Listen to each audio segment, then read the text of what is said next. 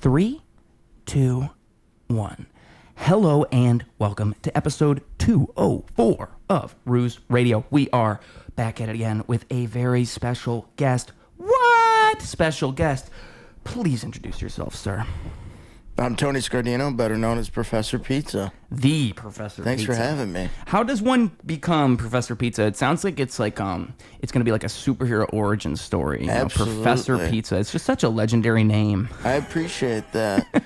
You got to start off by calling yourself Professor Pizza before anybody else does around you. And I had an opportunity to speak in front of a classroom of new freshman college students at DePaul University and posted up about it after I did it. I hashtagged it. In those days, hashtagging was kind of a big deal online. What is those days? When was this? This was like maybe 8 years ago. Okay. Yeah. So Yeah. 2017-ish? Exactly. Okay. In and around there. Hashtagged it Professor Pizza. Had an uncle of mine reach out to me and be like, that's it, man. That's the brand right there. I thought he was joking.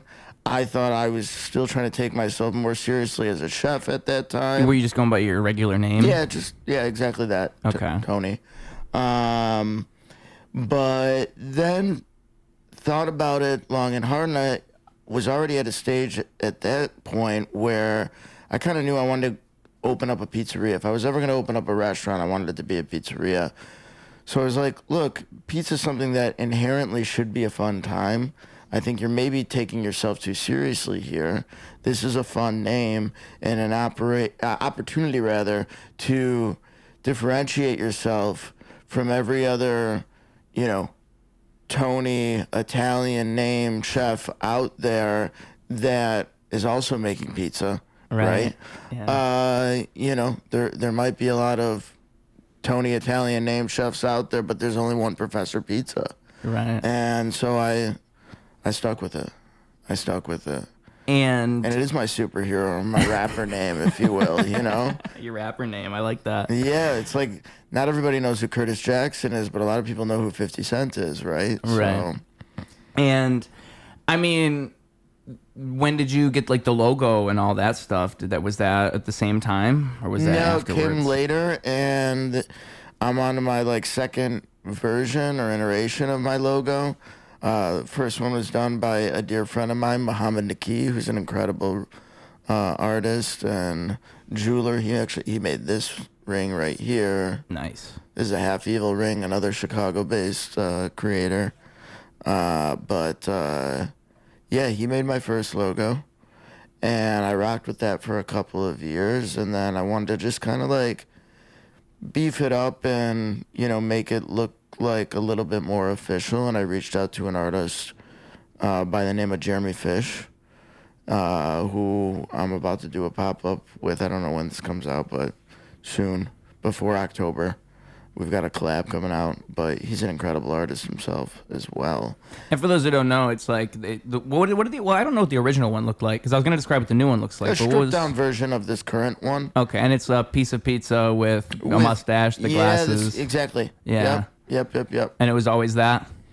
Yeah, I used to have hands involved, and it was more of a more like anthropomorphic character, but but it was almost like you remember that cartoon Doug? Yeah. It was almost like that style of drawing, different, of course, but just very minimalistic, Yeah. And kind of cartoony, which I liked. I liked that logo. But I've the brand's expanded and just evolved over time, and the logo is one of those things that did as well. It makes me think like cutting the body off. It makes it more like Aqua Teen Hunger Force, like a floating head. Yeah, it's just an entity. Yeah. Before it was a guy, and now it's. Some people think it's a little ominous looking, and look, if that's what you're getting out of it, maybe that says something about you. But I think it's funny. relaxed in my current logo. Relaxed is a good word. I mean, I think it has personality. I think if I was to describe it in one word, it would be like personality. Appreciate that. Because it's like it's obviously like tongue in cheek in a way, just looking at it. That's what I would think, right? Absolutely, the whole thing's tongue in cheek. Yeah, because I mean, and it to be a professor of pizza is inherently silly. Do you consider yourself the professor of pizza? Have to be. Yeah. Yeah. I mean, you always like making pizza, I imagine. How does one find their love for pizza? How did you do that? Did you bake a pizza one day? It was like ratatouille. You just smelt it and went, "Oh my god, this is." So I don't remember like the exact this is the first pizza I ever made, but like I do remember a period of my life where I was delving into cooking at home more, and once I latched onto pizza, it became one of those things where it was like, I want to make this better every single time I make it, and I want to like lock in on one particular or several particular aspects of the process and try and make those aspects better. Right. So it was an opportunity to like test your merit when it came to creating in the kitchen, one pizza at a time, hoping that next pizza there'd be some improvements, and of course some new adjustments you'd find along the way. And I was delving into like different like food blogs and websites, the internet even. I started really making pizza at home for friends and family almost 15 years ago. The internet then was not what it was today in terms of just like cooking videos and things like that. Not to say that they weren't out there, it was just like few and far between. Right. And the quality of them was rougher, right? In what way? In that like the community was just starting to form, it seemed like. Oh, right. Whereas now like the sheer amount of information out there, like in the way I grab it, like before, like I was going on to different blogs. Now if I want to see like a quick cooking video, I'm probably going to open up TikTok before anything else, because it's going to give me the gist of it in like a minute or so, tops. Of course. And YouTube's going to kind of give you the runaround a little longer. TikTok's going to give you like a 30-second video. It just depends on how deep I'm trying to get into it. Sometimes I just want to see if somebody's done an idea or something first, and then if I'm looking for something depthier, I will go to YouTube. And then if I'm looking to engineer a recipe from that, I might put in my specifications into like an AI tool, right, and say I want it like displayed in grams, and I need it to be this many portions, and that works pretty well. It does. Now you always have to be enough of a pro to edit whatever result it's going to give you, right, and have enough like common sense experience in the field to be like, okay, this is wrong, but the rest of it is pretty much where I want to go. Yeah. But it's helpful. There have been so many times where I haven't done this in a while, like with the newest version of ChatGPT. Sure. But there's one prompt I'll do where I'll like say, give me a detailed recipe, blah, blah, blah, blah, blah. I have this whole prompt. And then I just make some shit up like chocolate spaghetti or something like that. And it'll always give you something. It'll make some shit up. Oh, for sure. And it's just so funny to read it. Cause like, especially if I put like, make it gourmet, make it like high end, like you serve it at a high end restaurant. It tries really hard to make it sound fancy. And it almost sounds good.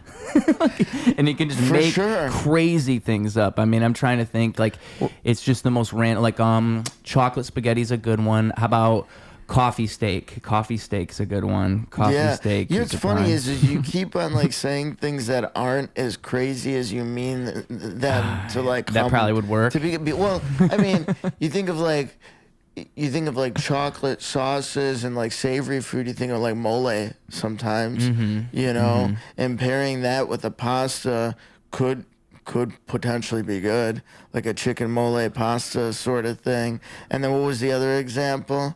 I said chocolate spaghetti, and then I said coffee steak. Coffee steak, so like a rub. Yeah, it could be good. A rub. I really like coffee. Actually, I'm holding coffee. I did some coffee like kind of ribs back in the day. Oh, that sounds good. Those kind of turned out well. Yeah. Well, if I come up with a good one mid-converse, a real, like, let me think, okay, something cupcake, like desserts. If you come up with some crazy, like steak cupcake's a crazy one. Yeah. So if you type in steak cupcake and then you just ask it that, it'll say like blend the steak into you're going to turn it into like a cream, and you're going to put the steak in as a cream and also put steak bits throughout the cupcake. It'll just come up with shit. Yeah. And it has to. That's its job. So it'll just make anything. But that's something, it's not going to not do it. You had one job. And then the other thing I'll do, because I'll do that one, and then there was another one that I would do, because that was the one where you ask it to make a specific recipe. Oh, I'll ask it to make a recipe, but like without the shit you're supposed to have. I'll say like make spaghetti, but I can't boil water. Just to see what it'll come up with. And it does try. It'll come up with something. I can't remember what it says. But tell me how to make a hamburger, but I don't have an oven. I don't have a grill. I have nothing. I have no way to generate fire. Yeah. How am I going to make this burger? My God. It'll say, generate static electricity around. Basically, you've got steak tartare. Just eat the raw meat. But we don't recommend this. ChatGPT cannot recommend this, but eat the raw meat. That's exactly. It's a whole lot of, but we can't recommend this on ChatGPT. But I mean, it is funny to just try to push the limits with food in particular, because being someone who doesn't cook, it's just so funny for me to read these recipes because I know not enough. So I'm reading it like, maybe I could do that. Maybe I should try. Sometimes I've even thought like that'd be a fun like content idea, right? I just have one of these recipes that I made up and I do it on ChatGPT, and then I actually try to cook it, just following the instructions and see if it goes well. That might be fun because I can't cook. So other than pizza dough, I would say I'm way more of a I mean, and not that pizza dough is not savory, but like I'm more of a savory cook in the sense that like I can get in the kitchen and piece together a recipe as I go along, a dash of this, let me taste this, okay, let me adjust. Whereas I've always felt with baking and pastry, it's far more of a science, right? Right. And so when I'm leaning on ChatGPT for that sort of stuff, I'm employing way more faith in it than I am when I'm doing something savory with it, where I know what sort of obvious edits I would make along the way. That's a good point. Yeah. Because I mean, I've even been told that baking is a whole different world than cooking. Like just cooking versus baking. I've found that to be the case. Yeah, which is probably something people who don't cook don't even think about, right? More of a science. More of a science to get the result you're looking for. And it makes you appreciate these like, British baking shows and all these things. Sure. Where it's like they have to come up with a recipe in a couple days. I really love the Great British Baking Show. They got rid of one of the people I liked the most along the way. Like it used to be the guy. It was like the I don't know, I don't even know how to describe the guy. He had like defining eyebrows and gray hair, and he was kind of like a big square looking guy. Sure. And then there was the old lady, and I loved the old lady. She was sassy, and those two were like my combo. And they got rid of, I think, the old lady, and it just kind of changed. They got booted everything. off, or they changed hosts over the years. Yeah, they changed the judges over the years. Gotcha. When I liked that show, it was probably around like 2016. I remember watching that show, being like, anytime I've watched it, I've liked it, but I've not ever been invested in it enough to know who's who. But it's a banger. It's one of those shows that you can just turn on. That's what I like about it. You can just watch one episode, you get it. Yeah, and it is impressive. Yeah. Even if it's like. Especially the timing Obviously, and everything. they exaggerate a little bit. Like, they exaggerate when they say, we're telling them the recipe the day of filming. I don't think that's really real. I think they tell them the recipe a day or two before, and so they get some time to prepare and come up with something with the ingredients. They don't actually, like, have to come up with it in the moment. That's probably something they played to the camera. I don't know. If that's actually the case, that'd be even crazier. I just think that's near impossible if that's really what they're doing. Yeah, they still got to produce a TV show. Right? Yeah, exactly. So I imagine the truth is somewhere in the middle. But even then, my point is, it's no matter impressive. what they're doing, it's impressive. 100%. It's crazy. The things they come up with on that show, like, it makes me appreciate cooking. I'm like, oh my God, if only. Like, it's actually art. This is art right here. This is art. And baking this is in athletics. particular. They're this baking. is everything. Yeah, because not only are they making a piece of art. They're putting it in an oven, and like they're presenting like these flowers are made out of strawberries, and they slice the strawberries to look just like petals and all this crazy stuff. There's layers do. to this shit. Yeah, it's amazing. And at a certain point, it elevates beyond just like food. That's what's cool about it. And then it's funny because it can look super beautiful, and the judge eats it and goes, "Oh, it tastes terrible." Right? It still has to taste good. The proof of the pudding is in the tasting. Yep, they can look perfect, but they can still. I mean, how long did it take you, do you think, to perfect pizza? Do you think you're there yet? Even? I don't think I'm there yet, and I think whether it's pizza or anything else, anytime somebody's told you they've perfected it, I would be weary of that individual, right? Right. Because it's like a lot of things. It's a lifelong pursuit. So it took me, the better part of a decade to get to the point where like I could start selling my pizza. But even from that point to now, we're always trying to make improvements, and that's a daily pursuit. So I'm right now I'm in a place where like I'm rethinking how I'm approaching my Detroit style pizzas, how I'm approaching my Chicago cracker thin pizzas, but I do feel our New York, our grandma, our Sicilian, our cast iron, our deep dish are all in like a really strong place, and then I'm trying to eventually bring others into the fold like New Haven and neo-Neapolitan. But I don't want to do it until I know that like we're not going to overwhelm ourselves. Just having too many different kinds? Yeah, just throughout the course of a busy service. Right. So we'll see. I mean, the problem with the last two styles I mentioned, the neo-Neapolitan and the New Haven, is they happen at a much higher temperature. So it's a much quicker bake, and you got to keep your eye on it that much more. And it's not as if like whatever pizza of those two styles you have in the oven, that's the only pizza you have in the oven in that moment. You have plenty of other pizzas in the oven at the same time. And you got to make sure you're giving them all the correct amount of attention so that they don't burn. Yeah. Yeah.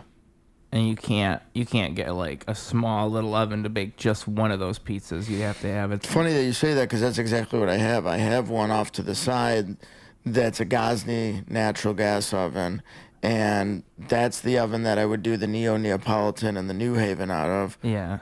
But then to the left of that, I have a 3-deck electric PizzaMaster oven that could have New York's, grandma's, Detroit's, Sicilians, cast irons, deep dishes, all in that oven all at the same time while I'm trying to do this high-temp thing over here. I see. So it's kind of distracting to even... It's distracting during, like... Now, look, if we're busy enough and we're selling enough of those, then we can potentially have a cook just focused on those pizzas in that oven. Yeah, right.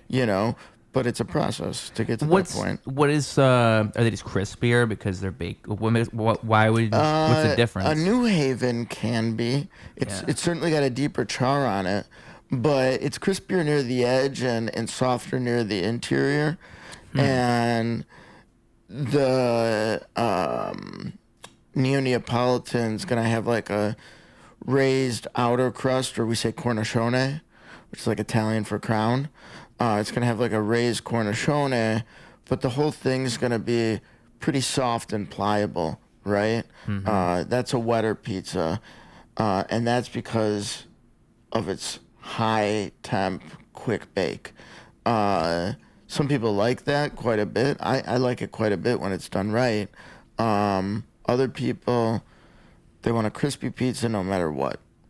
And neither of those are the crispiest styles, but I think they're both super delicious. Yeah, so it's the opposite of what I thought. Because I thought if you baked it really fast and high heat, it's going to make it crispy. It's going to give you char, it's going to give you color, but it's not going to give you crispiness because you need to evaporate the water in the dough over a longer period of time. Okay. And dry it out to get it crispy. Yeah. But the char happens fast because of the heat. Yeah, because it's shocking the dough. And I can see how that would be good, especially with like the right cheese too. Yeah, like the right flavor. It's like if you put it's like if you put, a loaf of raw bread dough under the broiler, you get a deep char on the outside, but the inside would be raw. Mm-hmm. Right. Sometimes certain styles need a longer period of time to cook. These aren't raw because of the way that they're stretched. They're stretched so thin that it allows the dough to cook quickly. Yeah, I But, see. if you've got the right setting for a New Haven, depending on the size of the pizza, it can still come out pretty crispy. Yeah. But it's a different dough than what you would use for a Neapolitan or neo-Neapolitan. I say neo-Neapolitan because it's not a true wood-fired oven I have in the kitchen right now. Uh-huh. It's still natural gas, but it's creating a real flame that allows me to cook the pizza in an almost identical manner to if it wasn't a true Neapolitan wood-fired But oven. true is with wood. Yeah, in the Neapolitan sense it is, yeah. Yeah. Mhm. And what does it just originate from? What is In that? New Haven, you might see like coal, Yeah. But not even always. Oh, coal sounds good. Coal's With great. Pizza. I've always liked steak made over coal. I cannot explain it. It just Yeah, tastes good. it's a little bit different than that in that like you're getting more of a direct contact with the flame and with coal when you're cooking something like a steak. Yeah. Or even like coal and wood for barbecue, but it still changes the environment for sure that the pizza's cooking in and adds a particular flavor to it that's Yeah. I think super desirable. Yeah. How did you even when you started? You didn't have your restaurant when you made Professor Pizza and all that, right? Like No, with the- so I when I first started going by Professor Pizza, I was working in other people's pizzerias, Okay. and I was just kind of going by it online and like following me through my pizza journeys, Okay. but Yeah. I didn't have spots of my own. Yeah. And eventually, like, that became more helpful as I got onto the World Pizza Champions, which is a global brother and sisterhood of pizzeria operators and pizzeria adjacent professionals that kind of are all in some capacity or another crushing it in their field and contributing quite a bit to our industry and to our art form. Okay. And there's a philanthropic nature to it, in that we try and use pizza as a vehicle to create and spread a lot of good, whether that's through improving the quality of life for those that have Parkinson's, or the Make-A-Wish Foundation, or Slice Out Hunger. Any of these things are things that we're associated with, or entities that we're associated with. But then there's competing too. And we do that in Vegas and Italy and Spain and really throughout the world. I've only had a chance to do it domestically thus far, but hope to go on to do it in Italy and elsewhere. Yeah. But I started using the name for my pizza journeys in that respect. And then as I did get an opportunity to start doing pop-ups with my buddy Izzy, who is now my executive chef of my West Town location. Nice. We flew under that Professor Pizza name as well, and did pop-ups at Emporium and different places throughout the city. And he got us these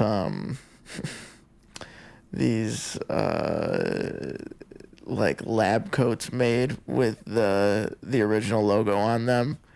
And so we were in this food truck inside of Emporium doing pizza with these pizza ovens and these lab coats, just like sweating our brains out.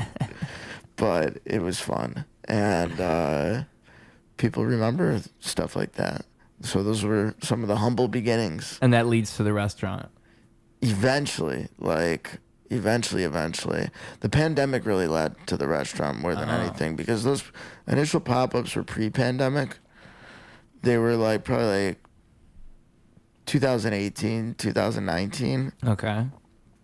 Then the pandemic hits, and I'm no longer working at Dough Bros, where Izzy and I meet. But I'm no longer working at Dough Bros as the general manager there. I'm kind of taking the government checks and taking the time out to just like chill and figure out what's next. And I start making pizzas out of my then apartment in Hermosa, like Armitage and Pulaski type area. I started making pizzas out of there and selling them for carryout. And then a few weeks later, I've got friends that are doing the delivery for me from Out my of your apartment? Yeah. Dude. Super like That's illegal, crazy. like, you know, like in a multitude That sounds like of the plot of a ways. movie, dude. Yeah, we were building pizza boxes that I was picking up from Restaurant Depot with like government checks and building them and stacking them on my ironing board in my apartment. I mean, that's pretty awesome, if you Yeah. ask me. That's Yeah, a great way to it's start. great. Yeah. Like we'd have to have all the lights off and the doors open, and I had like my father-in-law's electrician like employee come through and put in like this bootleg outlet to run this commercial oven Yeah. in my garden apartment, and I had like refrigerators I gotten from Facebook Marketplace and put in the second bedroom. Yeah. So one of the bedrooms was just like more kitchen. And I took the door off the hinges to get like of that bedroom to get the like refrigerator in there. It Yeah. was insane. Yeah. It was insane. But So- you were the dedication, though. There's a lot of dedication. Suppose there. so, yeah. Yeah. Wanted to do something. And that becomes a restaurant, yes? That eventually be That's so how that, we get there? That eventually goes to a friend's Cantonese. It wasn't Cantonese. It was Cambodian, I believe. Cambodian restaurant called Hermosa in the neighborhood I was in, anyways. I spent a couple weeks there. Just making pizza out of there. Out of there. Okay. Yep. This was around the time of like the devastating George Floyd murder, and like certain neighborhoods of the city just being in like a state of chaos and up for arms sort of thing. And as I was popping up in this space, like not while I was there, but in the time where like my equipment was there and I was otherwise using the space, the restaurant caught like a bullet through the first of two panes of glass. Luckily, it didn't go through the second. But it was enough to where they're just like, hey, we just kind of want to go back to how things were. Like, I'm sorry, we can't make this like a longer term thing for you, but like, we're just kind of scared right now. Yeah. And like, I was like, look, I totally understand. You know, I'll figure something out. I appreciate the time you gave me here. You know, I hope you guys are okay, you know. And I reached out to a consulting friend of mine, because at this time I had already been doing some pizzeria consulting, Okay. you know, where I go in and I help people like determine what style they'd like to serve and how to make it and what equipment they need and how to present it on a menu and how to promote it and how to hire for it and source equipment based around it, that sort of thing. So he had a bar in Wrigleyville called the Full Shilling that he was trying to reopen because so many places closed throughout the course of the beginning of the pandemic. Right. He's trying to reopen it. He's like, I need to have food available to my customers in some capacity, and I don't have any cooks left there because we had to close. If you want to come in and do your pop-up and then also offer some sort of slices or something for the bar, you can use the space for free. Free. Yeah. Wow. And so he set me up in, a phenomenal fashion. Shout out Alex Zupanzik for doing that. I really appreciate it. And yeah, we started doing some bar fare for them, but also like had this online reservation system called TOCK that people could use to reserve pizzas on the weekends from us for. And we served a variety of different pizzas. And that's... Over the course of like almost 2 years in that space. Wow. Yeah. And then I get with another guy, Grant Johnson, who's an investing partner of mine to this day. and he helps get me out of the back of the bar in Wrigleyville into a ghost kitchen facility, which if you don't know what a ghost kitchen is, it's just where like carry out and delivery only is done. It's kind of like otherwise like a commissary type spot and not somewhere where you can like sit and eat like you would in a traditional restaurant, you know. Unless you're a ghost. Unless, of course, you're a ghost. And then you're right at home, Yeah. you know. But we did carry out and delivery out of a ghost kitchen in Humboldt Park for like a year until that facility closed down. And then got into a seasonal rooftop spot in the West Loop called Tetto, which is Italian for rooftop, where another company like ran the front of house experience. Like they were the servers, they were the bartenders, they installed their own bar menu. Oh, we that's just cool. provided the food. It took some burden off of us as like a brand new concept, but at the same time, we would have liked to have had more control. But it was a great opportunity for us to be on a rooftop in the West Loop with a great West Loop view of the city. Yeah. Because how could that go wrong? Like just the location. I mean, alone. plenty did go wrong, but like the view was never the issue. Well, I mean, even people coming there, right? People are gonna show up at a place like that. I feel like, right? Is it just location? Yes and no. No? I mean, it was still kind of an off street in the West Loop at Sangamon and Hubbard. It was on the fourth floor of an office building. On the first floor of that office building, it's not abundantly obvious that there's like a cool bar or restaurant up there. Oh, I see. The elevator was broken a good 60% of the time over the course of the 2 years that we were there. So it came with its pitfalls, but it was an incredibly low rental rate, a stunning view of the West Loop, and a lot of seats up there. However, 0 seats in the winter when the rooftop was closed on the inside. Of course. So it was tough to build a business and a brand up there where like half the year you have seating, half the year you don't, half the year you have carry out and delivery, half the year you don't. Because when the rooftop was running, the kitchen was so small and so busy, we couldn't also do carry out and delivery at that time. Right. So over the course of the second year we're running this, we do finally open a brick and mortar pizzeria in in Old Town, which we still have. It's a 130 seat restaurant at Wells and North Avenue, attached to Second City, right down the street from Zanies. And it's a fantastic place to go and eat pizza and have funny. a great cocktail or a bottle of wine. It's funny you say that because I have walked literally right past it, and I didn't remember where it was until you just said it's attached to Second City, because I remember walking past Second City and passing by the sign that says Professor Pizza with the logo and everything. It's all flashing into my mind because it's literally it's attached to it, right? It's like right there. Absolutely. Yeah. I always use Second City and Zanies as a marker because a lot of people, like especially the comedy if you're not community. in Old Town all the time, you don't necessarily think about those institutions, but like we're right by both of them, and Old Town Ale House, and Old Town Ale House. Corcoran's. There's that Foxtrot right on that corner. Foxtrot, there. yep. What else is right there? It's a busy little corner. I would also like to shout out my buddy's pizzeria, Gallucci's. I think it's among the very best Neapolitan pizza in the entire city, and that some of the best I've ever had in my entire life. Wow. True Neapolitan, it sounds like. Yeah, no neo. No neo. No neo there. He does it by the book.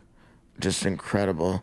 The one thing he does, though, is he's somewhere in between neo-Neapolitan and canottos, which are like where the cornicione, the outer crust, is like very puffy.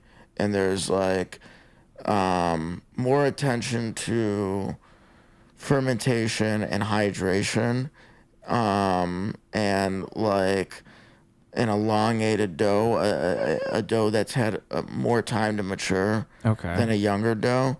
And so like what it's creating is it's beyond just like a visually very impressive and beautiful looking pizza. It's super digestible. Because the dough is fermented longer, Yeah. and that makes it mature? Like it matures like a cheese almost. Is that? Yeah. Ah. Yeah. I mean, it increases the natural amount of probiotics in the products. Oh, really? Yeah. Huh. It's better on your gut health. Well, that's something I've heard about pizza in don't Italy. ever mistake me for somebody who actually understands science. But like, I know probiotics a big buzzword nowadays too. yeah, it's more. I can confidently say it's a more gut friendly product than a dough that is young and has a lesser hydration in it. Interesting, because I mean that might explain Hydration being literally like less water in the dough recipe. Yeah, because it's just versus more water in the dough recipe. His dough recipe has more water in it than you would see with like old school Neapolitan pizza. Yeah. But like what he's doing is still inherently extremely Neapolitan, and like the canotto sub-style is a sub-style that's of Naples. So I would still never call it neo-Neapolitan because it's still like based on all original principles. It's just they're injecting a little bit more technique into it than they did, hundreds of years ago. Yeah. So, yeah. But his pizza's phenomenal. But I mean, any recipe, right? You're gonna inject a little bit of your own technique. You should. I mean, there's innovation. Exactly. Otherwise, you're just doing it by the book. He's still using a Neapolitan wood-fired oven with no gas assist or anything in it. Yeah. Just wood that hasn't really changed much in 1,000 years. Yeah. But he's using, pizza peels that are made from like aircraft grade aluminum. Yeah. This is not what they were using. Because they wouldn't even know to use that. Yeah, they didn't have that. Right. They had wood. Yeah. They had wood pizza peels, which are fine. And he'd even tell you that like he might start using those from time to time just because he so appreciates and is passionate for the tradition of Neapolitan pizza. Yeah. But again, like light GI metal or Regina peels like are phenomenal to use. Why? They're light, they're perforated. You can get a pizza that was built on a countertop. You can get the peel under it with incredible ease. The perforations in the peel will allow you to leave any excess flours or semolina or cornmeal or whatever that you use to stretch the pizza in. So you're not getting an overly gritty mouth feeling when you bite into the pizza. Right. You're not getting a flouriness to it or a dough that wasn't properly browned because too much flour and semolina was creating a barrier between the dough and the oven floor.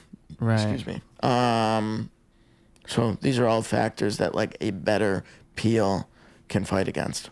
Huh. Okay. Yeah. I'm learning so much about pizza science. For the sure. record, I work at Giordano's in South Loop. That's where I work, but I don't cook pizza. That's I all right. serve it. Yeah, That's cool. But I don't know much. I've known. How do you like it when it's like fresh out of the oven? What, the pizza there? Yeah. Like do you mean deep dish or thin crust? Well, first off, there it's technically stuffed, right? Because they've got the extra layer of dough. If we're talking about what, a thin crust or a deep dish?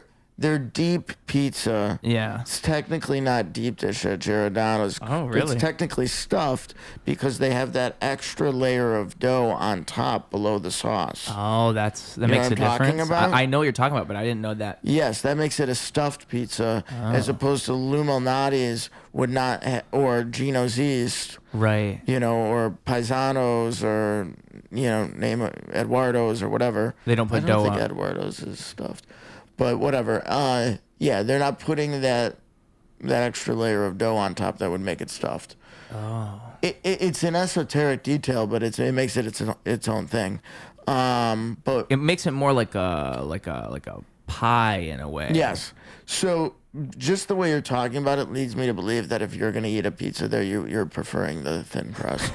You're right. Yeah. But it's only because I worked there for so long. I How mean, long have you been there? I have a bias against deep dish in general at this point. You can only eat deep dish for so long. I'm telling you, folks. I'm going to make you one at one point of mine. Okay. And see if you think it's dramatically different than I would love to experience that because what you think you're having at the first one I ever Giordano's, had, even though it's stuffed, but close enough. Yeah, close enough. Close. Well, I'll say the first deep dish I've ever had was Gino's East. Sure. So I guess I did have traditional deep dish first. Yeah. I really like Gino's East. I haven't had it in a while, but I remember liking that a lot. Yeah, they did a good job. Did not enjoy Lou Malnati's as much. Sure. And from my general consensus, like just asking around like customers and stuff, if I ask them like, have you been to Lou Malnati's? It seems like people seem to prefer Giordano's over Lou Malnati's, but that's what I see. I don't think I've gotten that same data from you. You could be right. I think Lou's is kind of the king of the town. Oh. But I thought it was a little bit too savory. I don't know. I can't explain it. I just remember thinking it was too sweet for me. It's like, I don't know if I prefer this for a pizza. It was like, for sure. I can understand like it was like the tomato was... Yeah, their sauce is extremely chunky. Yeah. It's kind of what I feel like. It's very rustic, you know. But listen, I like them all with, I think, Giordano's being the bottom of the pack for me, Wow, I will say. I'm happy to hear your opinion, truly. But I will say this. It's been years since I've had a Giordano's pizza in Giordano's right out. It's been years since I've had it in general. Yeah. But it's definitely been years since I've had it straight out of the oven in the pizzeria. And I am still interested to think...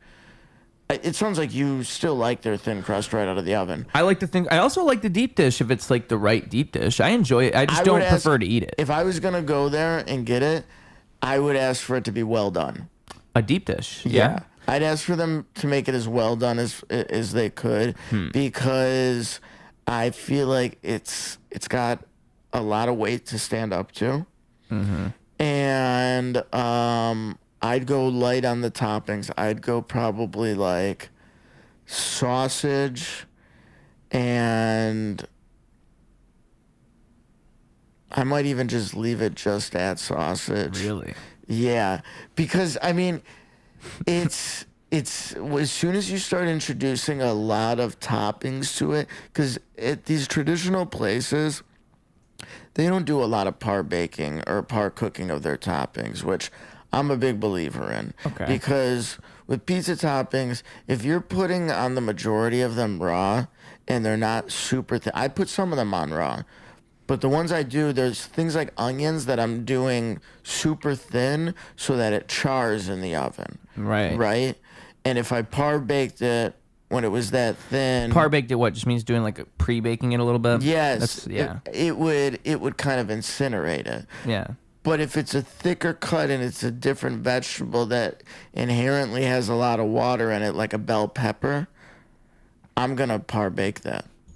You know, and I think that I've seen that become a problem because what happens is people will order something like a super veggie. Yeah, they order a super veggie and they don't know that it's going to be like that. And so they get their pizza and they're like, oh, why is my pizza all juicy and dripping? And I'm like, oh, well, it has a lot. I have to explain it as if it has a lot of vegetables. So the vegetables, because when they bake, the juice comes out of the vegetables. They just piss water. Yeah. And that is the explanation. That's the best thing you could possibly tell a customer. Yeah.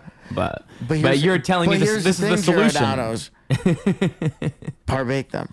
Yeah, I didn't know there was a solution. You're teaching me. Because also when you're doing that, you have an opportunity to season the vegetables. Yeah. Cook them in, olive oil, add salt, add some maybe Calabrian chili or oregano or garlic powder or onion powder or whatever. Right. Season it up.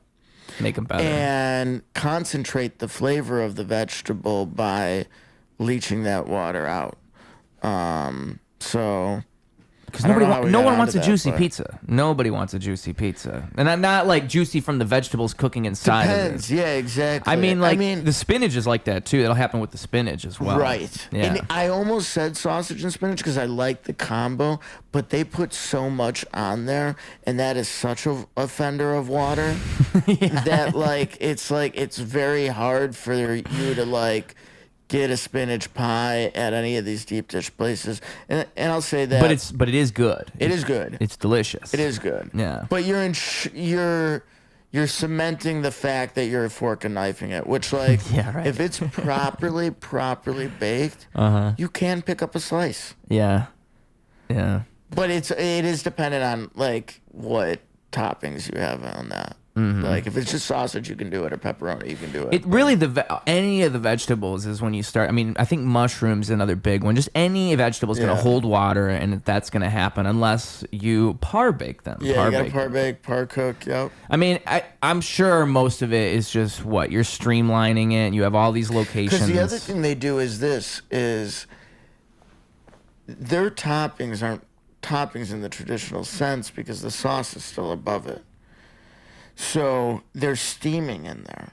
Yeah. Whereas if they were sitting on top of the pizza, even if you didn't par bake them, it would be less of a wet scenario because you'd have more distance between the vegetable and the crust, and you'd have exposed vegetable, which is going to be exposed to dry heat, which is going to allow the moisture to evaporate into the cavity of the oven and allow that vegetable to char a little on top. Right. Which is going to, again, give it more flavor. But when they bury it, it's just steaming. Right. As if it was like in boiling water. It's Exactly. just heated up and the steam runs through it. Exactly. This all makes a lot of sense to me because Yeah. when I eat a super veggie deep dish, like something like that, a lot of vegetables in it, that is kind of what it's like. It's like a bunch of steamed vegetables almost. Yes. It's kind of like wet It's not bad. It doesn't, don't get me wrong. It doesn't taste bad. No, yeah. But it is. That's a good way to describe it. And I didn't. But if you put it on top, it's the whole way it cooks. It's not gonna. You know what you could do one time there? I don't know if I'm gonna be able to enjoy it the same way after this conversation. I bet you. I wonder if anybody's ever done this with an order. Okay. I would ask them, make me a well-done pizza. Put whatever toppings you want. I want 100% of the sauce on the side. 100. Well, people do no sauce. I've seen that before. Yeah. So sauce on the side wouldn't be too crazy. And let me tell you something. I bet you those no-sauce pizzas come out crispier and more intact than any other pizza you make. Yeah, they probably do because like the thing about them when you see them is they look weird when you. But then I would take that slice. Yeah. And then I would either dress it with the sauce post-bake. Right. And some grated cheese and maybe some olive oil and oregano post-bake. Or even just dip it as I'm eating it. Ooh, dip it. You're going to have a crispier pizza. Well, I'll say, so it's not what I was envisioning in my mind. I think I've only seen someone do this one time. Yeah. But they ordered no sauce, no cheese. So I got to see what it was like with no sauce, no cheese. Yeah. And it was, you could tell it was crispier because it was like brown all the way across the top. It was, that's what it looked like. Exactly. It looked like a little no pie. moisture barrier there doing that. Yeah, and that does sound better. It sounds like it would be better. And just dip it in sauce. That would be the solution. Just dip it in the sauce. That's what I would think. Or, like you said, like maybe ladle it on top. Get a spoon and just ladle it on there. After you've cut it, and then you can ladle the individual slices too. That sounds really, because I'll tell you, the one time I You saw could that. hack it there without even being in the kitchen. They're going to think I'm weird for ordering it, though. I know. They'd be like, are you sure? I'd be like, I'm sure. I'm sure. Don't Don't name drop me. Just say, I just want to try some. Just want to try something. Just want to try some. I'm glad to hear you say all this because, you know, I feel so biased a lot of the time, truly. I've worked there, to answer your question, I worked there about 2.5 years now. What location? South Loop. Okay. So it's a franchise location for what that's worth. That's not like isn't there one at Navy Pier? Yeah, it's different than It's that not one. that one. Okay. No, there's Navy Pier, but there's also the Rush one, which is like downtown in the Loop. That one, that's a different one. That one has 2 floors, I think. That one's big. It's not that one either. Right. It's the one that's right before you hit Chinatown and all that. And what do you do there? I'm a server. You're a server. Yeah. Okay. Yeah. But Are they relatively busy? well, it's interesting because of the location, you're going to get traffic mainly from Soldier Field and from McCormick. So whenever something's happening at those 2 places, it's busy. Or not even really if there's something going on downtown. Event days. Like, it's really just about event days. Truly. Like, I guess during the summer, it's more busy, of course, just naturally, like everything is. But, like, you'd be surprised. Like, when the NASCAR thing happens, you don't get a bunch of traffic from that. I would think deep dish or, stuffed or whatever, like, you do well cold weather, too. Nope. Not at that location. Yeah. Nah, like it really is event days. I mean, maybe if you were downtown, like if it was the other one. Crazy carry-out delivery volume? I think most of it is that. And I think a lot of it is that. I mean, not that you're, like, overseeing that as a server there exactly. as much, but... Like, I wouldn't know 100% because I'm not overseeing it, but I'm almost positive that it's probably either 50-50 or more than 50%. How are alcohol sales there? Oh, that's good. That's especially because of events and all this, right? Or after games, like after Cubs games are another big thing. You'll always see people. Yeah, a lot of beer and I would say mixed drinks too, because now we charge 14 there. It was less when I first started working there. I think it was 12, and then they changed it to 14. You downtown, dude, they could charge 18 if they wanted. People would still buy those drinks. Yeah, for sure. Guarantee it. Once you're there, you're there. Yeah. But yeah, so that's that. They definitely make a lot of money. The bartender I know makes 2-3 times as much as me, so that says all it needs to say for alcohol sales, right? I mean, that makes a huge difference working at the bar. But that's anywhere. Yeah. But I mean, it's a good location. I don't think it's a bad location at all. I like it because of the fact that it's connected to downtown, and because it's, like I said, because of events. You often, if I ask a customer at the end, like, hey, where are you from, by the way? It's almost always like a different country or a different state. Yes. It's almost always. Whereas if I work somewhere else, like up on the north side, I would see a lot of local people. I would say Giordano is probably one of the #1 tourist restaurants in the city. I can't tell you the amount of times that I hear people say either they're leaving that day or they got here that day and they had to try deep dish pizza. Like it's something you hear. Like if you ask, like, oh, this is your first time trying deep dish? They almost always. It's like, oh, yep, had to try it before we left the city or da da da da. So they don't make you use that verbiage stuffed, right? Because I think it's like in the logo somewhere too. It does say that everywhere, but I say deep dish. I'm a fraud, I guess. No, I mean it's. I never knew till now. It is built in a deep dish. It just has that cover of dough over it. No, but I think in the advertising they say stuffed. Because I mean, there's the shirts that say I got stuffed in Chicago or something like that that I have to wear. People point at you and laugh at you. There's that one, and then there's There's it's like it's so base, but it is funny. It's so funny because it's like obviously we're like a family pizzeria, but it's like the joke here is that she just got absolutely annihilated, like. But it's like at our family restaurant, like. Well, I think it's funnier because all right, guys. The other one is like I got 99 problems, but cheese ain't one. So the other one is like a corny family joke, and then this one's just so like so off the wall. Yeah, just walking up to tables and stuff. It's funny because it's also funny because I think it's just. It's not too on the nose. A kid's not going to know what that means. So stuff to them is like, oh, I'm full. So it works. You're allowed to get away with that. It is a funny shirt, but it is. Oh my god! Maybe it's just a comment on how deranged and deprived I am. That's all I think of. Yeah, I never know how to respond when someone points at the shirt and it's like, what am I supposed to do as the guy wearing the shirt? I did get stuffed. I got stuffed. Look at me. Every day here. I get stuffed all the time. Right now. Yeah. Stuff right here, right now. But we do sell the shirts, by the way. They do sell the shirts. Just if anybody wants to know. Doesn't make a commission, but we do sell if you want them. Yeah. Yep, that is something that happens. 99 Problems of Cheese. They had another one. Show Me Your Cheese Pull. That was another one I remember they had. Show Me Your Cheese, which is vaguely sexual. It just feels weird. Show Me Your Cheese Pull. It's obviously like innuendo. Yeah. But I mean, I don't think they're going to top the I got stuffed in Real Chicago. perverts over there at Giordano's. I know, right?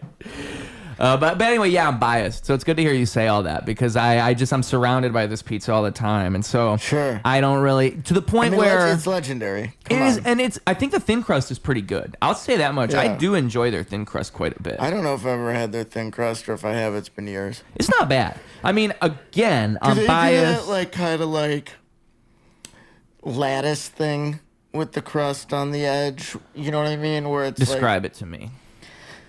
Lattice. Where it's like kind of folded over itself a little. I think so. Yeah. I think so. But it's not I wouldn't call it fancy thin crust. I wouldn't call it anything super special. I would just say it's like, keep in mind, I'm from Flint, Michigan, like an hour from Detroit. There's not much great pizza in Flint, Michigan. It's like this thing that some thin crust places do, because it's like when you throw it through a sheeter, it's all going to be the same thickness, but sometimes they want to add a lip to it, and they'll use their finger to like push some dough over it and then press it down. Oh, no, I don't think they do that. Okay. Because I think when they bake it, it's already, they just pull it out the oven and it's done. There's no like... Well, no. You would do it before you put it in the oven. Yeah, but I don't think they're doing anything special. I'll keep an eye on it, and if I find out different, I'll text you. Keep an eye on it. I'll be like a little spy. Yeah. Like, why are you filming This is how they do it. This is... Yeah. You know, that would be again like a good plot for a movie. Like there's a pizza guy spying on another pizza place, so he has a spy that works at the other place. That'd be that could be multiple genres, by the way. That could be a comedy, that could be a drama. I like the idea of that being like a drama thriller movie, so it's actually kind of like thrilling. It's like, is he gonna get caught? Is he not gonna get caught? There's this thing that people used to do back in the day with pizzerias at Italian restaurants where they'd go through their dumpster to see what products they were using. Like you could see tomato cans or like flour bags or olive oil cans or whatever. To steal the recipe. Get closer, at least. At least you're using the products that they're using, sort of thing. But nowadays, like, we're so open with everything that we do because it's all a opportunity to market our business. Like if we're using a particular can of tomatoes and we're spending more money for it, like we want everybody to know. There's no secret recipe.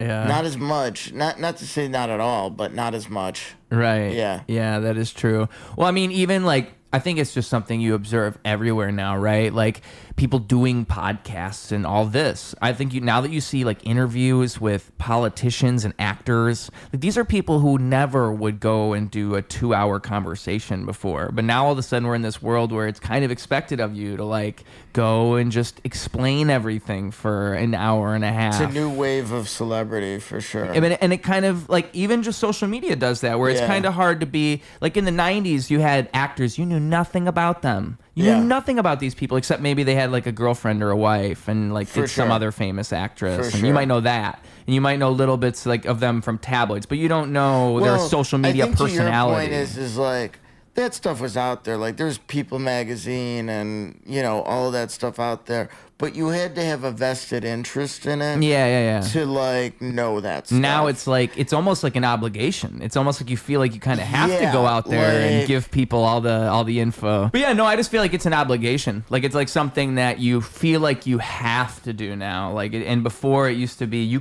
they could know nothing. You could be mysterious and they could know nothing. And now you feel like I might as well just tell them everything I do. I mean, it doesn't even hurt. I mean. It's just so weird. I think it's almost impossible to do the opposite now. Like I think if you wanted to be that mysterious person that doesn't reveal anything, you would end up just making it harder for yourself because if people want to know that much more. Yeah, and if you were pre-established, if you're already popular, you can get away with that. You can just tell them nothing and be mysterious. Sure. It's like comedians. You can observe it with them. If you're a comedian who is already established, you can just announce that you have dates and people will buy tickets. Yeah. But if you're not, then now you have to post all these clips and you have to get people to know who you are, become familiar with you, because otherwise, how are they going to buy tickets? And that's certainly true of the restaurant business. It's the exact same. Yeah. Because how do you get them to show up to the restaurant? How Right. do you get them to go? Yeah. I mean, I always liken many it to options. if a tree falls in the woods and nobody hears it fall, did it fall at all? And that's how social media kind of is. Like, you can Yeah. make a pizza, but how do you get them to know you made a pizza and then want to eat the pizza? That's Right. because otherwise, maybe the pizza doesn't even exist in a sense. Right. To them, it doesn't Sure. until they. And also, I think like everything's like an entry point, and it's just that social media is so fucking, what's the word, ubiquitous and everywhere now that it becomes. You just have to put so many things of yourself out there because you never know It which asks one's going more to of catch you. somebody. Yeah, absolutely. I mean, it's always a random ass thing. Like, I think the thing that the first time I saw you was because of Roast Battle, because you were doing that with them with your big ass sign at the show. It's kind of hard to miss it. It is. To be fair, they made that big ass sign, but I'm happy with it. It's a nice touch. Yeah, absolutely. Absolutely. But yeah, so like, and that's how it always is. It's always little things like that. You never know how someone's gonna catch you, right? Yeah. Yeah. Because it's not like you just started making pizzas and the day before I saw that sign. It was a long time coming before I see that sign, and that's how it is for every single person that's ate one of your pizzas or seen. I think also when I was eating the pizza upstairs, I remember I thought it was just some like random ass pizza because I didn't know what was going on. Like I just remember thinking, I'm upstairs and there's pizza up here and there's a sign for pizza. And then I remember hearing afterwards, like, oh, this is like some special pizza place in Chicago, and thinking, oh, stupid, I ate that pizza not realizing how special it was.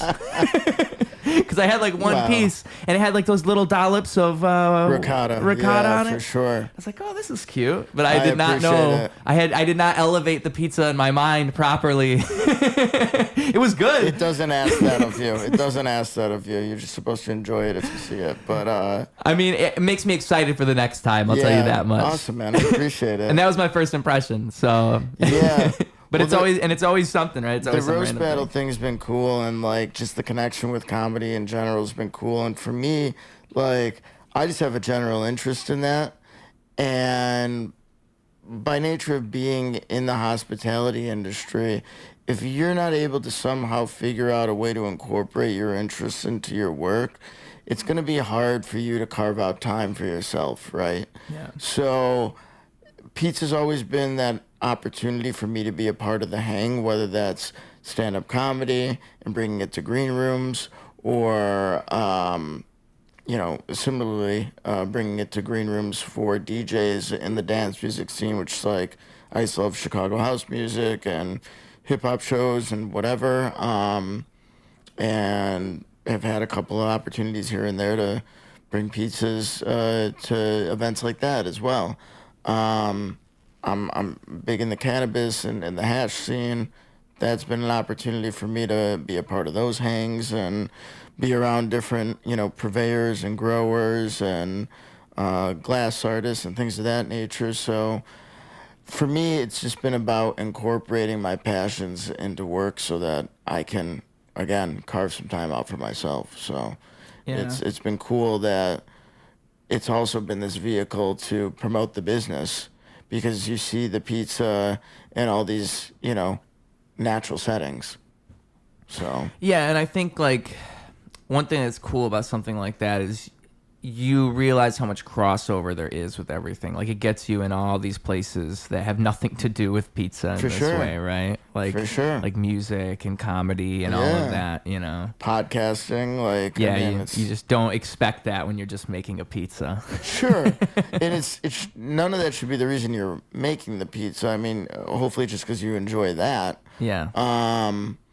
But it's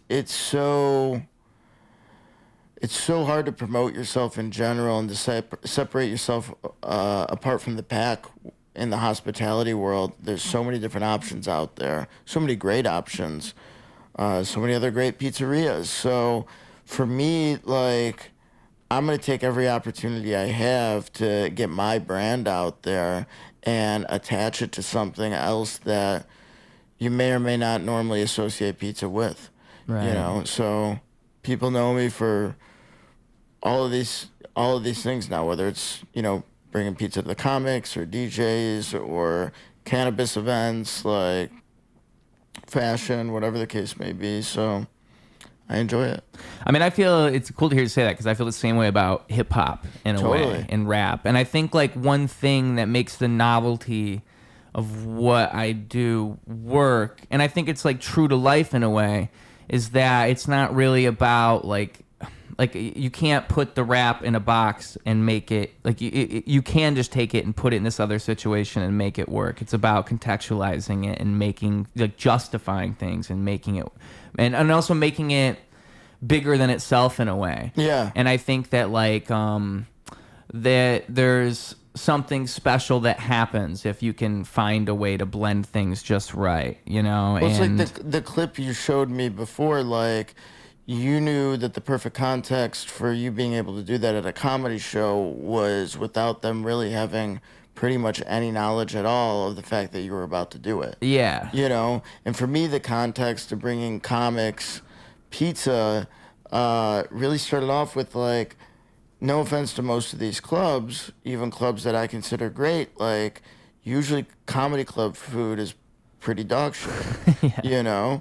And notoriously a touring comic, and it might be one of the only opportunities you have to eat throughout your day, and then somebody shows up with a pizza, and then the pizza has some intention behind it, right? And a certain quality of ingredients and a certain quality of craftsmanship, and you know, a specialty box, and you open up the specialty box, and it's me on stage at a comedy club, and then you perforate my head off and you put your head there, and it's my body. Like, it's like, holy shit. Like, the context is that I can't believe this is happening, instead of me just eating chicken fingers back here with, like, honey mustard sauce, you know? Right. Nothing against chicken fingers with honey mustard sauce, by the way, but it's a fun reprieve when you're not expecting it. And it makes a big difference. It makes a world of a difference. Yeah. Like, I think things like that, it's, I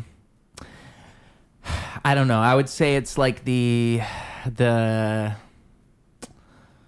at risk of sounding pretentious, it's like the soul that would come through, right? Like, I think people do things often and they don't really apply themselves too much to it. And there's nothing wrong with that. There's nothing with making something that works. But, like, I find myself tortured by not being the best, like, as we were talking about before we started. Yeah. I think that, like, that's what you should make art for. That's what you should make music for. You should try to push yourself and be the best. And in my mind, the people that are the best are people who did just that. They pushed themselves all the time, and they never were satisfied with what they were doing, and they always thought they could do better. Because that is the only way that you become the best. Like, you never settle. You never say that this was the best song, this is the best joke, this is the best podcast, the best anything. You just never say that. You never submit to such terms. Right. And like, but again, there's nothing wrong with thinking that way. It's just, I don't think that's how you become the best. And so, well, you can be happy with your performance, and you can also have the opinion that that's the best I've done thus far. Yeah. But like, if you think it's the best you can do, or the best that's out there, period, I mean, you're probably not being totally honest with yourself. And I think, like, by pushing yourself like that, you're that's how you put your soul into it in a way, and you put yourself into it in a way, you know, because then you can, like, you give that pizza to that comedian and they remember you because you put in all that thought to make it memorable. You wanted it to be memorable, whereas someone else might have just given them a pizza. I think all that stuff makes such a big difference. Like, just actually even putting the thought into personalizing it for a show and making it special for that, rather than, oh, we'll just throw them this, you know, we'll just send them a pizza. Because a lot of people would just do that. It's my pizzeria. In many cases, I'll be honest with you, not all of the cases, but in many cases, I'm the one who made the pizza. Yeah. You know? You know, and if I wasn't the one that made the pizza, I still picked out what pizzas I was going to give them, and, you know, took into consideration things that they may or may not like. And it's always a gesture to cook for somebody, right? Right. It's always a genuine gesture to cook for somebody. And so that's what it is for me. And most people respond to it very positively. Yeah, I think most people, like, it comes through, right? They can see the thought that you put into it. Yeah. I think that's why that stuff works. I think it's like the simple answer for why any of that stuff works is just because you actually put thought into it. Totally. It's not as complicated as it might seem. Yeah. But putting thought into it is the hard part. That's the effortful part. Like, that's the thing that takes time and effort. You have to actually make it personal. And if it's something they genuinely want too, because like a lot of these scenarios where I'm bringing somebody pizza, like, I mean, the roast battle stuff is cool, but it's like, it's our local Chicago comedy community. Yeah. Right? But in many scenarios, it's a huge touring comedian that's by many accounts like a celebrity. Right. Right? And if I were to meet them in under any other circumstances, it would be like, they're the talent, I'm the fan, you know, and if I were to give them something in any other circumstance, it'd be like, thanks for this fan art sort of thing. Right. You know? And like, I'm not trying to act like I'm better than anybody, like, and it's okay to be a fan of somebody, but like, you just have to understand the context in which you're meeting that person, right? Whereas what's unique about this thing is that they're a creator, I'm a creator. And, well, you could kind of say in some respects this is fan art because I'm giving them something that I made for them because I am a fan of them. 99% of the time, fan art is not something that the artist, like, really wants in their home or in their possession, right? Right. But, like, when somebody like, you know, Louis C.K., who I'm not even expecting to really want to say hello to me, ends up having a slice of pizza after first saying no thank you, but then his opener, Joe List, is like, holy shit, this is good. And then he's like, all right, I guess I'll have one. And then later has a second slice. It's like, well, this isn't fan art anymore. He's participating in something that, like, he's choosing to participate in. Yeah, right. You know? And asking me about, so you've been in a pizza, your pizza's your thing, whatever, and now I'm having a conversation with this guy who's like, you know, one of the best comedians in the world. Yeah, that's crazy. So it's fun when you can, like, bypass a lot of those social norms that you wouldn't be able to bypass. Yes, exactly. It almost just a feels like you're fan. cheating, right? It almost feels like, how the fuck did I end up here?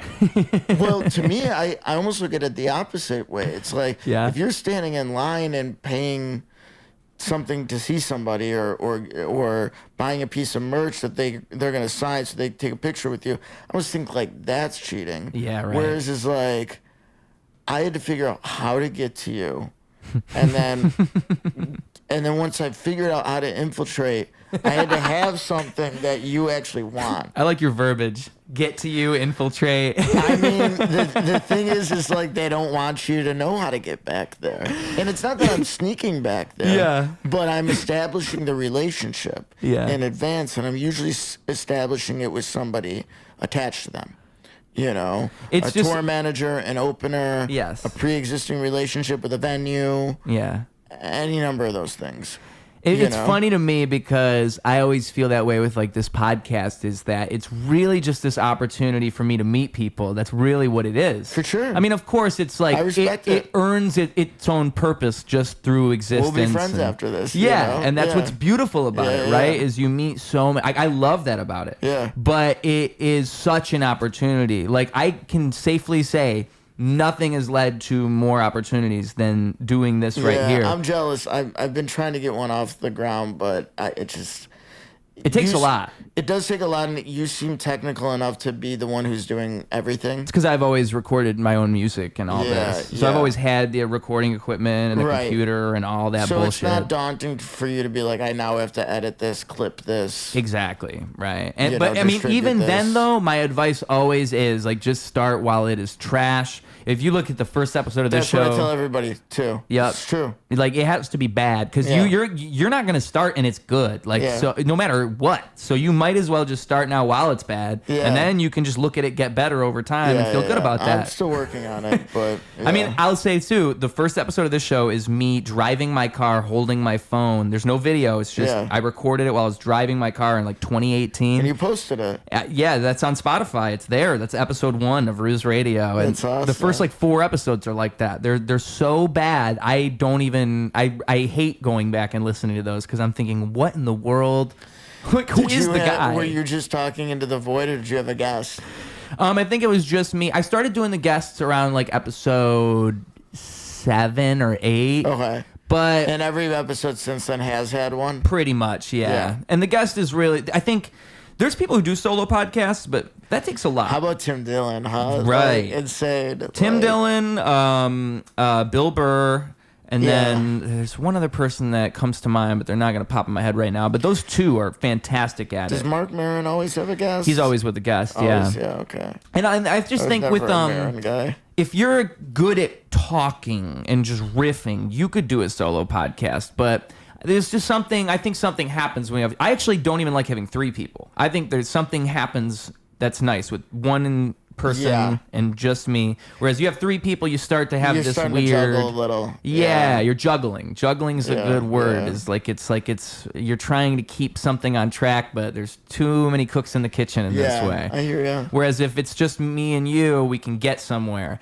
And I've just learned that through experience. 3 people's a tough one. But I think if it's 3 of your buddies, if it's like a group and you know the group's good, it's gonna work out. Sure. It's just a hang. But if if it's something where it's like, you know, maybe they're a DJ duo or something. It's like they come as a package anyways. Like 2 members of a band or something. Yeah, exactly. Yeah. But I mean, it's just all that to say that it's just crazy the opportunities that come from random ass things, right? Like you don't, I don't think of the podcast that way. I just think of it as a cool thing where I can give to a community in a way. I can do something for people. It's fun. Genuinely do something for people. It's fun. But also it does just feed into everything else. Do you feel like it helps your like hip hop career at all? Well, yeah, for sure. Because that's again, it leads to so much. I mean, a lot of I think being on Roast Battle probably wouldn't have happened if I wasn't doing the podcast, because I think that probably signaled to the people who would have put me on there, oh, he's part of the community. Yeah. So it's all that stuff, you know. Do you have any music out there that people can? Yes, I have. There was a point last year where I was trying to drop a song every week, but I think I ended up dropping 28 songs last year. I think this year it's like 10. It's all on streaming services, Spotify, and Apple Music. Do you do shows throughout town? Yes. And matter of fact, as we record this, I think this is going to come out before it happens. The next Cash Bash, the show I produce, the whole idea is we give away a whole bunch of shit. We're giving away money. It's a $100 winner at the very end. Okay. And we want Cash Bash to just keep growing. The first show we ever did, it was 3 winners. So it was 100 and then 2 50s. But this last one was the Midsummer Cash Bash that just happened on, I want to say, what was it, August 23rd? And then the next one is October 11th, the Halloween Cash Bash. Again, we're giving away a whole bunch of stuff. And then at the very end, we give away $100. What? To one random person. Matter of fact, I'll throw this out there to you, my friend. I really want to get more local businesses involved because the whole point is, again, it's like giving back and making it a communal thing. Like, I want it to be the type of show where you show up and you're an audience member and everybody wins one thing. But you're rapping at this. At the very end, I rap, but really it's more of a comedy show. Like, I think of it as like it's 60 to 70% comedy and then 30 to 40% music. Are you going But then anywhere? it's also a game show, and we also do like The Price Eye, and we do Who Wants to Be a Gorillionaire, and so we like bring people from the audience on stage and have them participate in the game show bullshit and all that. That's fun. Yeah, but anyway, what were you gonna say? I was just gonna say that. Not take away from the Cash Bash, that sounds like a fucking blast.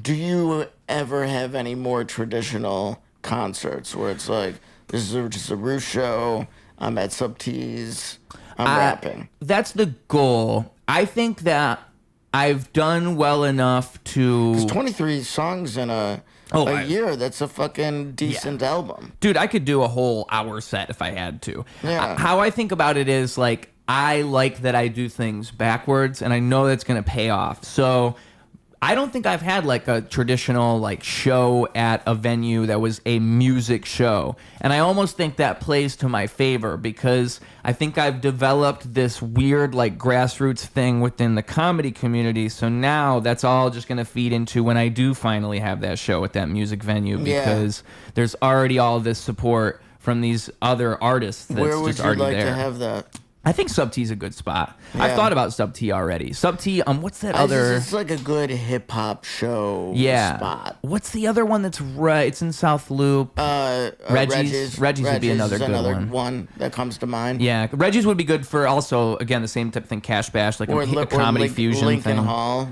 Oh, I haven't thought about that. Lincoln Hall's think another good room, yeah.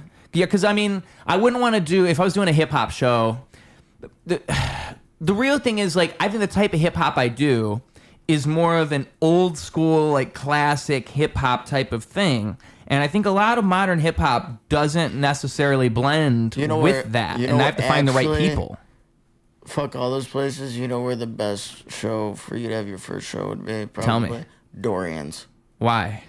Because I just think it's a tight room. They've had a lot of great hip hop there.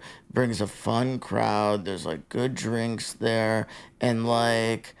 You could have like 80 to 100 people there, and it'll feel like you've got 500 people there. Okay. Because it's just like, have you been there? No. Okay. It's just the nature of the room. It's just a smaller, like, room, but like not smaller in a bad way. Like they've had like, I don't know if you know what closed sessions are. No. But it's like this series, mostly hip hop series, where they'll have people like Alchemist or Bun B or Action Bronson like come and like have a conversation on a not narrated but moderated conversation, and then come back later that night to the same venue and throw like an intimate show. Nice. It's really dope. Really dope. Yeah, and even a venue like that's good for comedy. It's good for hip hop. It's good for all that kind of stuff. Because I think that people think that smaller is worse, but especially for comedy, you get more of an intimate, in touch, in tune thing happening. It feels more human. Where when you open that up to like a stadium, holy shit, dude! Now that's so broad and big. Totally. You can't have this feeling anymore. No, it doesn't it's even a exist. different energy. Yeah. It's a different energy. And for what it's worth, right? Sometimes that's better. Sometimes there's stadium music. There's a band you'd want to see in a stadium. Yeah. But there's also some bands, some people you'd want to see in this tight little room. Like imagine being able to say that, oh, I saw so-and-so in this 100-person room. Like there's some people who'd just be so fucking cool. Yeah. So, yeah, I think still hearing after all these years about this like show that the Rolling Stones did at Double Door. Oh, how small is that? Well, it hasn't existed in years because they turned it into the Yeti store, which actually recently closed. But it was a pretty intimate club. Yeah. I mean, super intimate for like one of the biggest rock bands in the history of rock and roll music. So yeah. They could be performing in front of like 10,000 people, but instead they're performing in front of 40. Exactly. It makes a big difference. 20,000 people. It makes you feel super lucky, like those people in that room. No, totally. Yeah. Totally. Yeah. I mean, dude, I could talk to you way longer. If I didn't have a time constraint today, we could go forever. But for sure, brother. Well, I just want to thank you for having me. Yeah. This is fun. It's great to meet you. We'll do it again for sure, dude. We'll do it again. I'll have to make you pizza soon. Yeah. I'll be sending you the details about Giordano's. I'll be your little spy. Absolutely. Absolutely.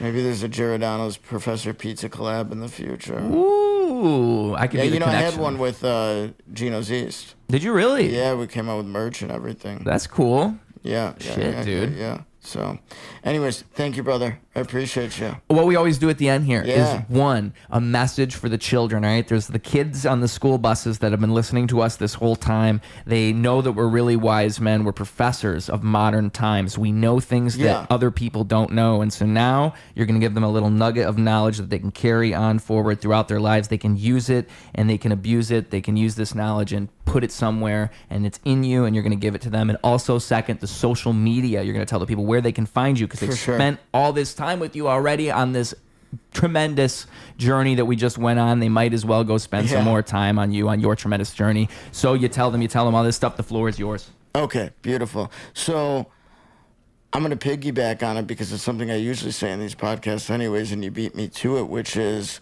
you can never start too small. Whatever that thing is that you want to start, whether it's a podcast, whether it's a restaurant, whether it's a rap career, whether it's a stand-up career, whatever the case may be, you can never start too small. Don't allow perfection to be the enemy of progress.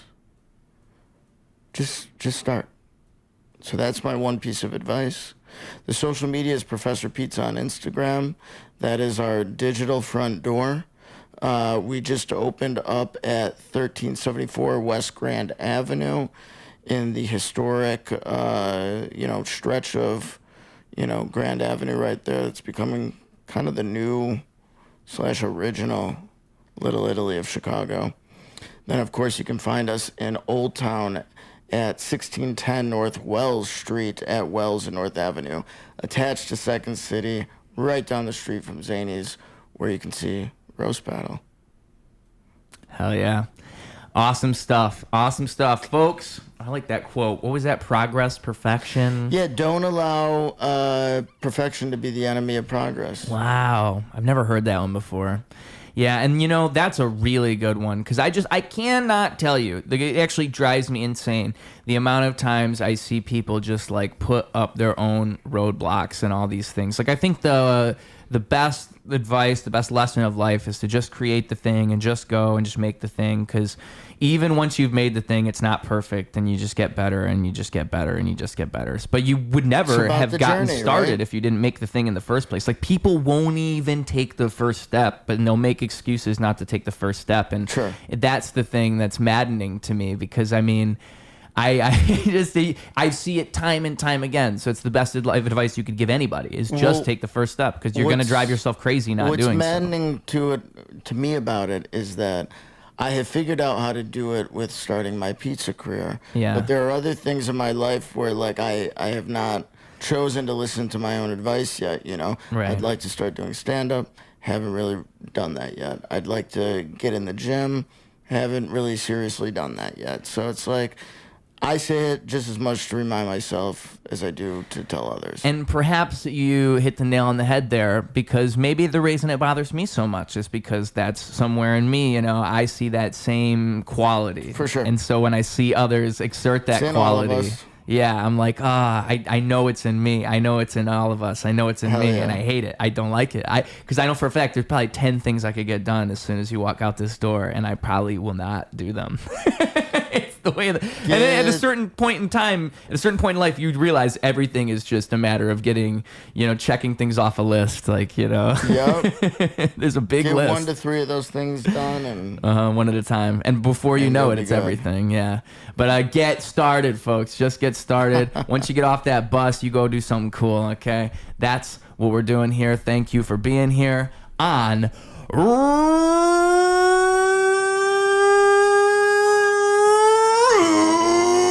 Radio. That was incredible. Clocking out.